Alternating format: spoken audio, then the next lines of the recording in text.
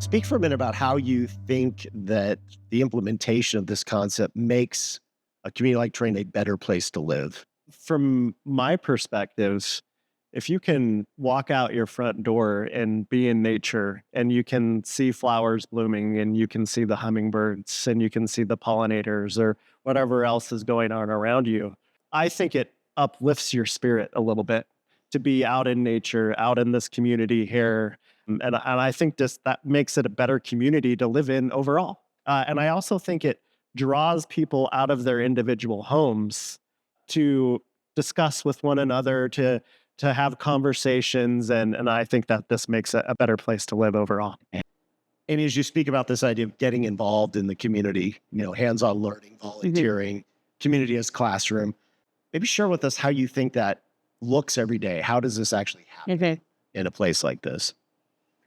Well, I think it happens very organically as people start to live here. We have the framework really organized around these community gathering places where the lanterns are, which are noted on this plan back here. And we talked about the sage lands, the meadowlands, and the cultivated lands, and the active lands. And we have lanterns spread throughout the community where we're going to be doing gathering places there. And there's going to be community co-creating those spaces, community gardens, edible landscapes.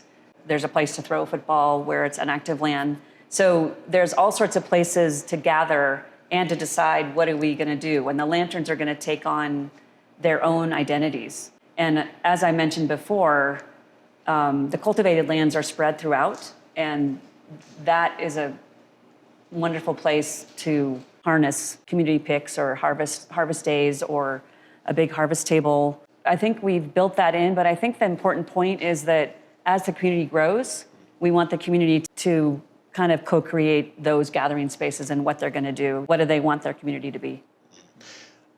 I'm really excited about one of the engagement opportunities, and Marcus, you could probably speak to this in our design, and that's our orchards. I think the orchards is one of the funnest things in this whole community, honestly, because we thought, hey, let's reference the agrarian past of this not only the site but of the Salt Lake Valley generally.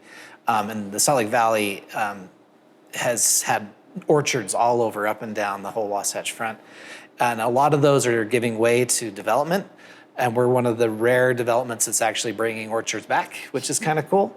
One of the things I just love about it is that we've designed it and planted them in a way that we've got a variety of different fruiting trees. So we got apples, apricots, peaches, plums, all that kind of stuff that are going to be fruiting out at different times. So that's going to be a real kind of community participation point where an email blast goes out and says, hey, the peaches are ripe. Everybody go out and take your baskets and pick your peaches. And then next week, hey, the Honeycrisps are coming on. I think there's this kind of totally different way of engaging with the landscape. I've never heard of a community doing it quite like that. So I think it's a great idea and fun. Sean, how do you see that as an extension of the work that you're engaged at, the Conservation Guard? So at the Conservation Garden, our mission is water conservation. And with that is sustainable landscaping. So a big difference that we see in the community is a lot of people have lawn-dominant landscapes, and this is not that here at Terrain. So the maintenance and how you interact with the landscape is different here and different in sustainable landscapes. And I think participating as a community here, you can attend classes on how to take care of your own landscape or visit the Conservation Garden Park to learn about your own landscape. But I also think over time, community members here will probably share knowledge. They'll say, I was able to do this thing with this plant and it worked really well. And they'll share that with their neighbors. And I think it will be a community learning experience. It's not as straightforward as mowing a lawn, but in my opinion, it's funner.